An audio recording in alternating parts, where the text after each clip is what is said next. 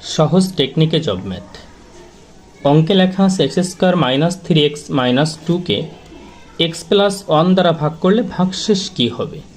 সহকারী সার্জন পরীক্ষা আসছিল প্রশ্নটি। এই এক্স প্লাস 1 দ্বারা যদি এটাকে ভাগ করা হয় তাহলে ভাগশেষ কী হবে আমরা সহজেই করতে পারি। এখানে এক্স প্লাস 1 আছে, ঠিক মাইনাস মানটা নিব। এক্স প্লাস 1 ইকুয়াল 0 ধরে যদি করি তাহলে এক্স ইকুয়াল -1 হয়। এই -1টা যদি এই এক্সের জায়গায় বসাই, যে মানটি আসবে 0 ব্যতীত সেটা হচ্ছে ভাগশেষ। তাহলে এক্সের মানটা -1, তার স্কোয়ার বসালাম, -3 ইন্টু এক্সের মান -1, এই -2 বসালাম। মাইনাসের স্কোয়ার করলে প্লাস, 1-এর স্কোয়ার করলে 1, মাইনাসে মাইনাসে প্লাস, 3 একে 3, -2।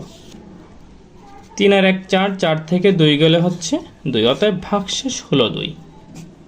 তাহলে X square minus 3x minus 2কে এক্স প্লাস 1 দ্বারা ভাগ করলে ভাগশেষ হবে হচ্ছে 2।